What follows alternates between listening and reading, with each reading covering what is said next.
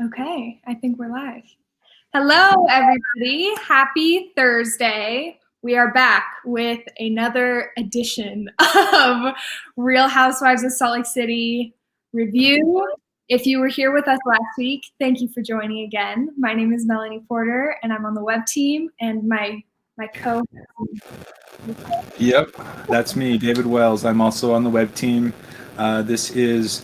They're keeping it real in Salt Lake City, sort of an online review to complement our other online review that we wrote about this week, season 1, episode 2 of The Real Housewives of Salt Lake City.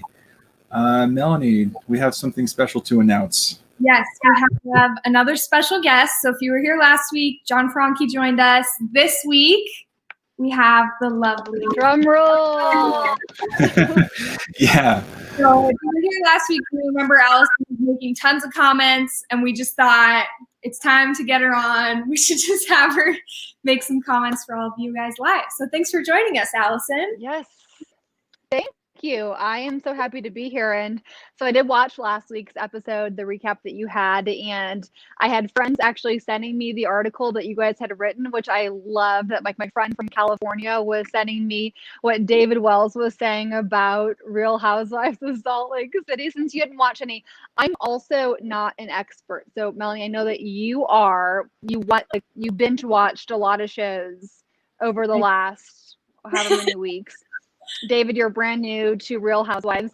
I've seen like a few episodes here and there over the years, but I have never seen a season from start to finish. So I'm somewhere in the middle, but I think my perspective is unique in that, well, we all live here, obviously. People who are tuning in, if you live in Utah, then you have that unique perspective. But I don't know, I feel like I've got like friends of friends who like are appearing in the background of episodes. And so it's just like I'm friends on Instagram with a bunch of people who like had some inside scoop. So I just feel like it's so interesting seeing a series when you have like a few degrees of separation, right? In between, we've been to a lot of the places when they were talking about in the first episode, Harmon's, like we can relate to that. And so it's fun, like seeing the inside perspective as a Utahn, and then also some of the drama that has ensued, like some of the backlash that I've seen from people in the blogging community. And so it's definitely, it's been fun to watch so far. Great. Well, okay, so for all of our viewers, if you want to leave your opinion on what you thought of this week's episode so we can kind of get a gauge for what everybody thought. And David, let's start with you. If you want to just kind of give an overview of what you thought of last night's episode. Okay, so like Allison mentioned, I am brand new to this franchise. I don't want to say series because this is a whole new city. So I've only ever seen 2 Real Housewives episodes, and it was Salt Lake City episode 1 and 2. And after watching episode 1, I didn't quite know what to expect because that was an action-packed, drama-filled episode. And this one was very mild in comparison. I was frankly kind of bored, like Melanie and I were talking about earlier, before the show started. So yeah, it's like, okay, I can't really say I'm a fan of this show yet, but there were some fun things to happen. It was really cool to see Mary and Jen finally get over their drama together. And it was fun to see like them going to snowbird and skiing and snowboarding. Some of them were pretty good at it. Some of them were not. They were hanging out on the bunny hill, and those are my kind of people, the bunny hill kind of people. Okay, hey David, I have a question for you. Sorry, I think there's like a delay here, so sorry if I end up talking over you. So you are planning on watching the whole Salt Lake City franchise, yes? David? Yes, that is the plan. Okay, so I love that you're like a one-hit wonder where it's like Salt Lake and nothing else. I really appreciate that perspective. Yeah, staying in my own little Real Housewives bubble, I guess you could say. Like, yes, I've seen it, but as far as like any other cities around the country, I still have no idea.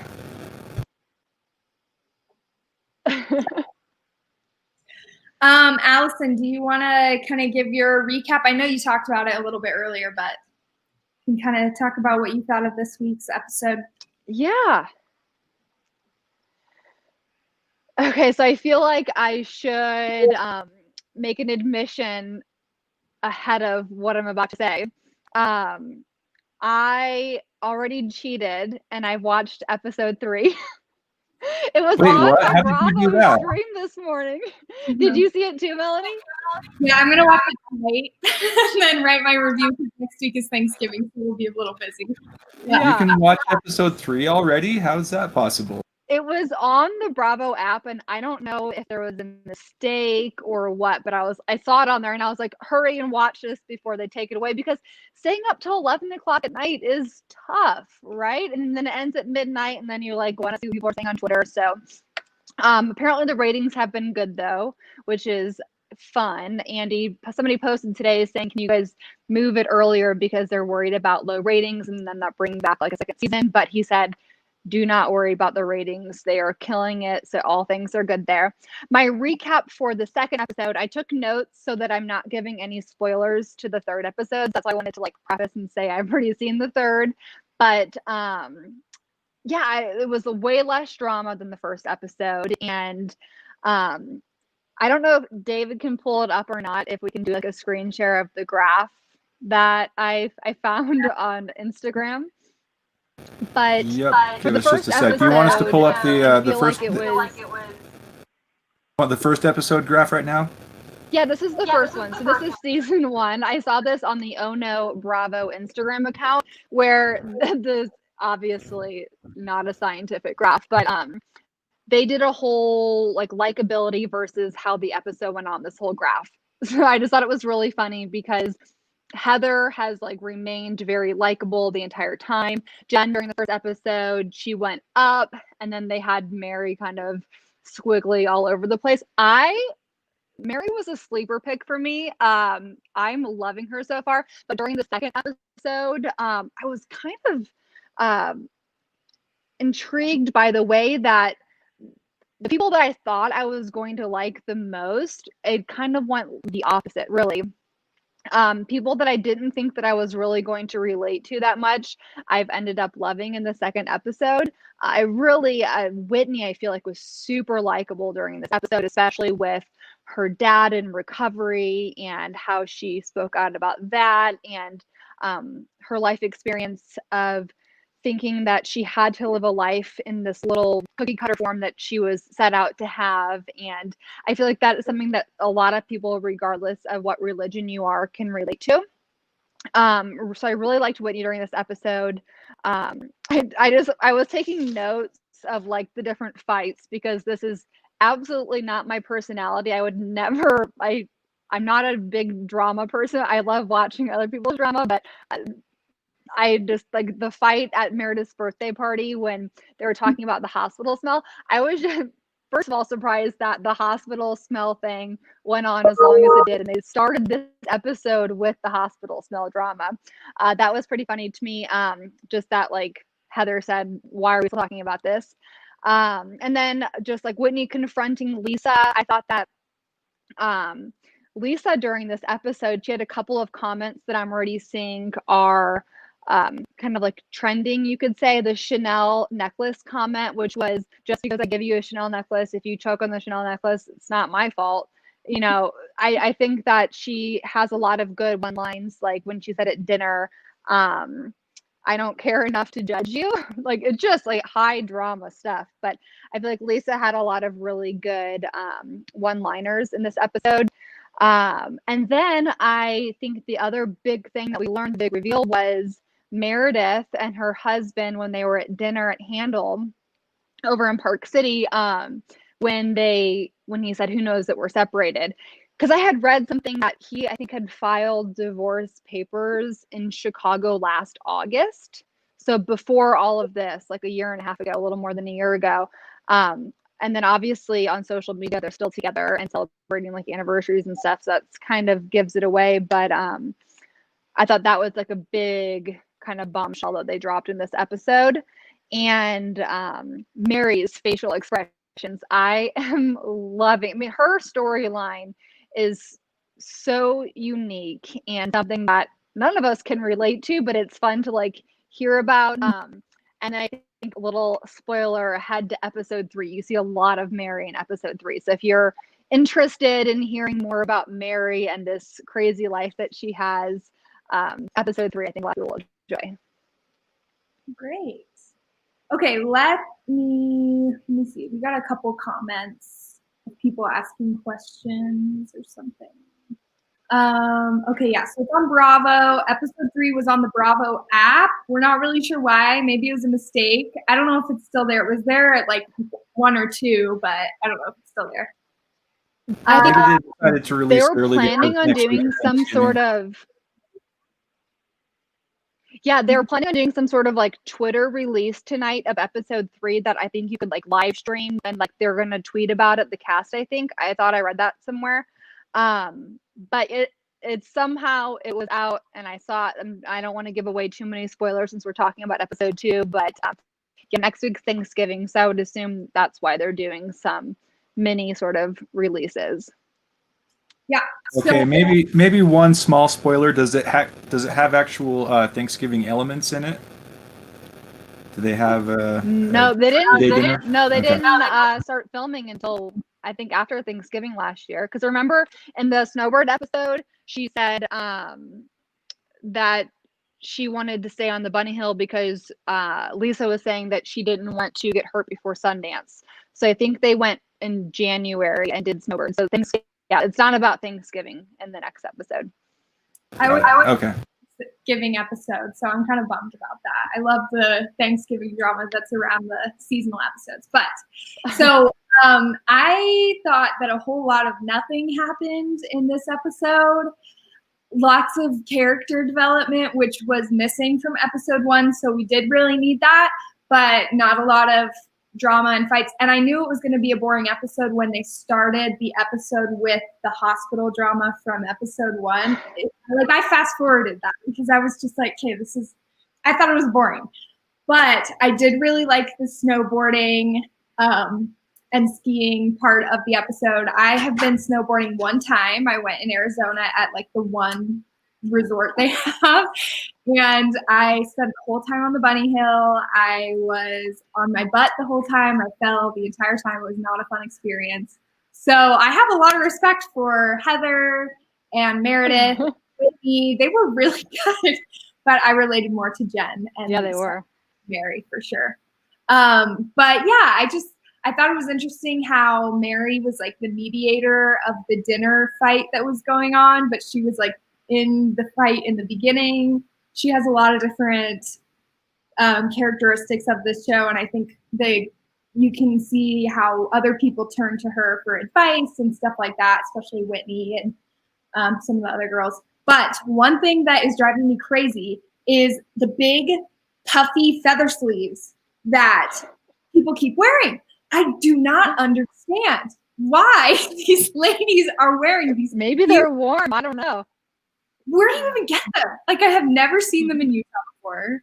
They are. Well, that's because they are way above our pay grade. But I'm like, maybe our elevation too. Like, how do you eat? Yeah, I think even if we wanted to wear those, we would not be able to afford it. Yeah, I mean, when Meredith wore them in episode 1, I was like, okay, it's her birthday. I get it. You know, she wants a statement piece. But then Lisa's wearing this big coral puffy feather cape. And I was so confused.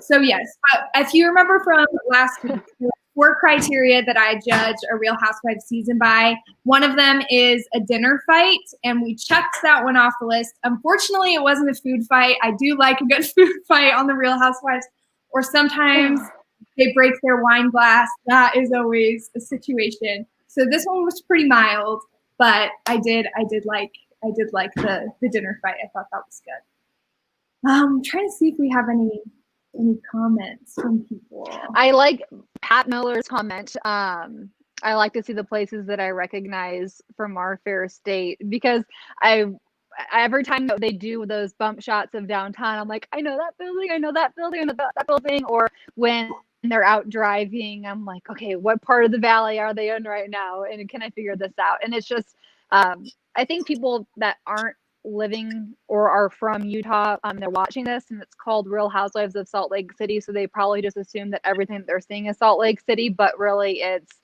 you're seeing a lot of Park City shots, and then you're seeing downtown, obviously, but then like Whitney lives in Daybreak, and then Heather's in Holiday, and then Lisa's, I think, in Draper. So it's like you're seeing a wide, I mean, it takes you an hour to drive to all those different places. It's not all just, you guys know. Okay, and then this one's from Jessica, and I think Jessica was here with us last week too.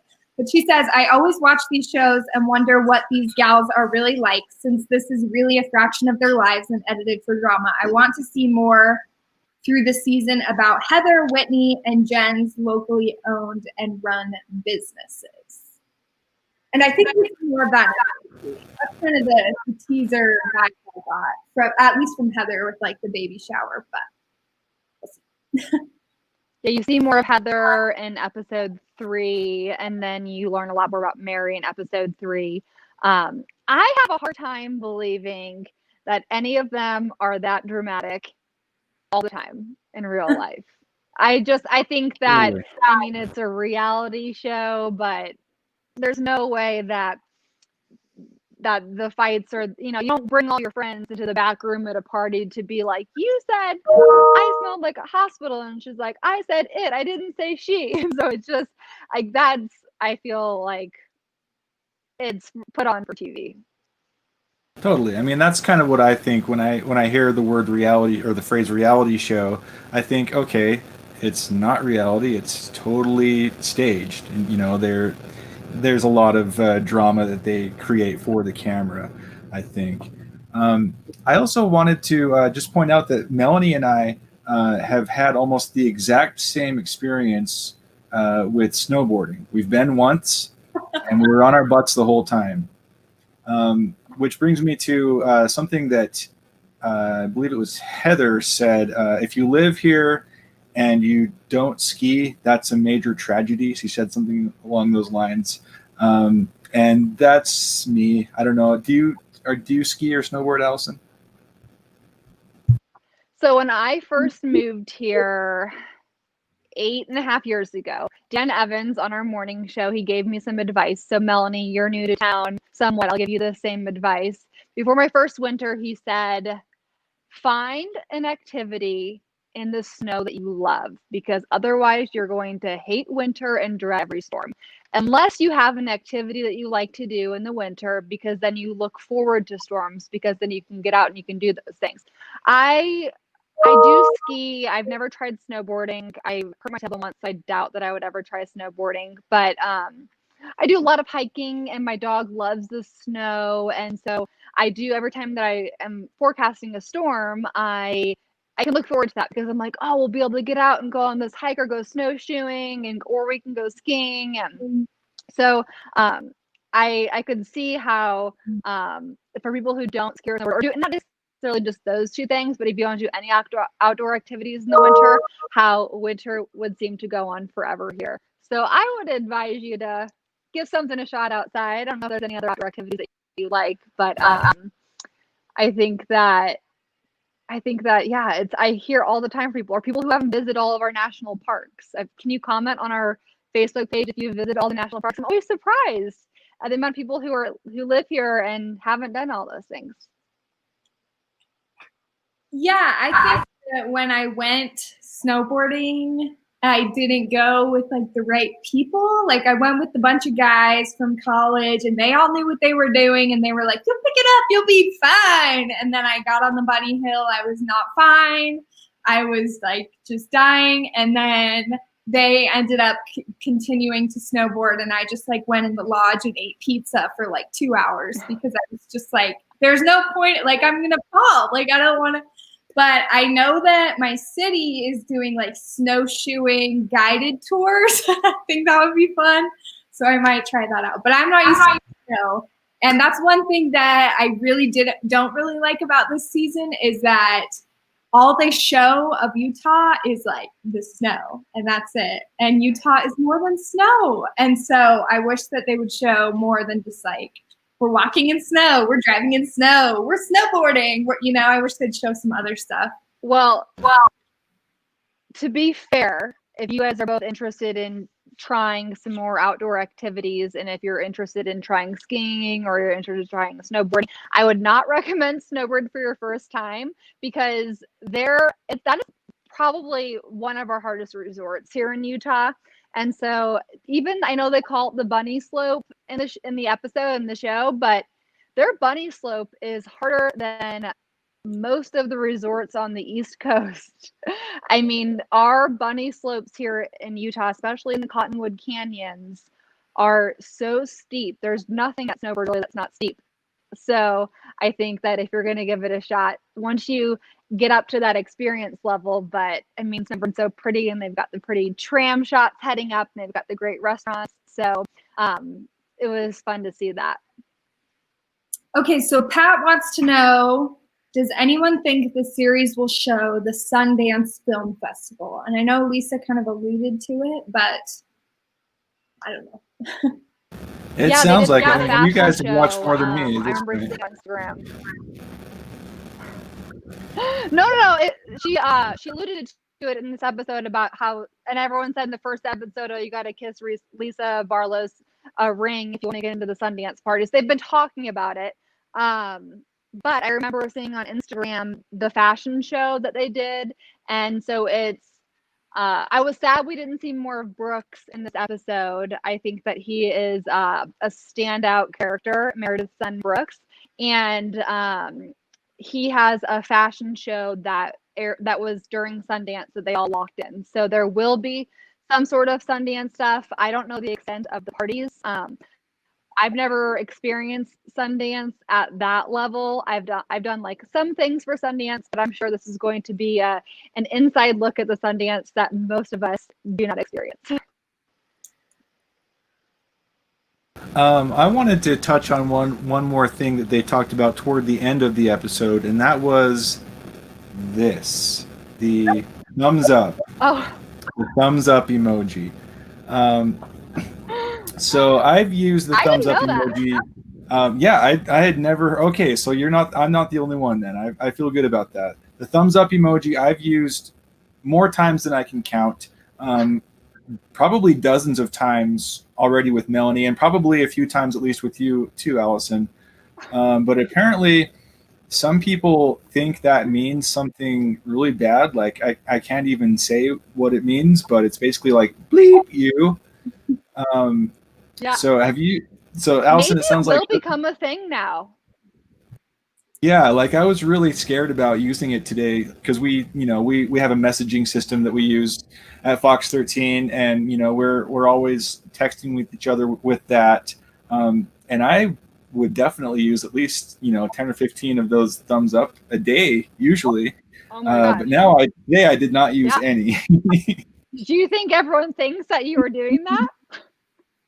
Oh no, not at all. And if anyone did think that, then they should know that was not what I intended. But like this episode today made me wonder, like, okay, is it just me, or is that weird that people think that a thumbs up emoji means bleep you?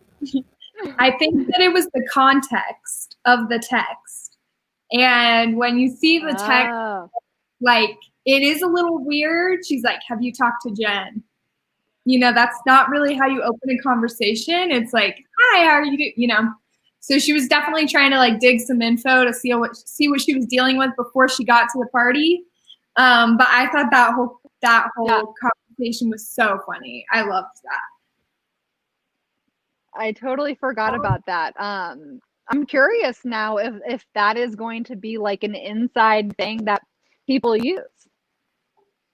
It might take off that way. Like I said, I was pretty wary about using it today, just in case anyone misread that. But I was also kind of waiting for someone to send one to me, and I didn't think I even received any today. Just maybe one or two, but I know that isn't what they would have meant if they had sent that. But that was funny. That might become a thing. We'll have to watch for that. Yeah. Okay, and then the last thing I wanted to talk about was the whole loving kindness discussion. So Lisa and Heather got into it because of love and kindness, and how she uses her words, and how she always wants to, portray love and kindness. And this was a hilarious conversation because Real Housewives, other franchises, this discussion of who has the most love and kindness has never come up. Like, everybody kind of just accepts that they just have their own lives and they're whatever to each other. But no. Real Housewives of Salt Lake, who has the most love and kindness. So I guess that's what I wanted my finishing final thought to be was, I hope you all have a wonderful week full of love and kindness. And if that's not Utah conversation argument that has ever happened on who has the most love and kindness, then I really don't know what it is. Yeah, and make it genuine. This episode, or was it the next one? Sorry, the delay is getting us again. Go ahead, David. I was just saying, and make it genuine too. Like, if you, if you have something kind to say, make sure you actually do mean it, and then it will come across as genuine, which it is. I feel like there are times on the show when people say things, especially apologies, and they're just, you can see right through them. They're just saying it because they want to move on, because they don't want to deal with this particular conversation anymore. They just want to move past it. And that's what it felt like in episode 2 with Lisa. Her apology did not strike me as genuine at all. So love and kindness, if those are things that you want to put out there, make sure you actually do feel them internally. And when you do the love and kindness, make sure that you're not following that up with a thumbs up. True. Okay, well, I think we'll wrap it up. We've been on here for almost half an hour. The time goes by so fast when we're just talking about it. But thank you all for joining us again. Allison, thank you for coming on and being our special guest this week. We appreciate you. Thank you. I do want to say one last quick thing. I felt like watching this episode, I know that there was some backlash after the first episode with the way that people that are members of the Church of Jesus Christ of Latter-day Saints were upset with the way that they felt they were portrayed in the first episode. I felt like this episode was less of an attack, I guess. I'll put that into quotes. I just felt like this was a much more low-key episode, and there wasn't really anything that stood out to me. Maybe it was because I was like multitasking while I was watching it. So it was kind of nice to see that it seemed like they kind of toned back on that in the second episode, which I know was a complaint that some people had from the first one. Definitely. Yeah, I feel like they did scale back, but I'm maybe not quite as sensitive to what may have been offensive. But yeah. I feel like love and kindness. I feel like it was more like we're addressing it. We're addressing, that there's a high religion, lots of people are in the LDS religion in Utah, and now let's move on and let's talk about other stuff. And so I liked that too. But I think that religion will still be a big piece in the next coming episodes. So we'll see. But if you guys want to read our full review, it is up on our website with even more funny commentary. I think we're funny, but with even more funny commentary. And yes, we will see you guys next week for more Real Housewives. All right. Thanks so much for having me on. Love and kindness. Love and kindness.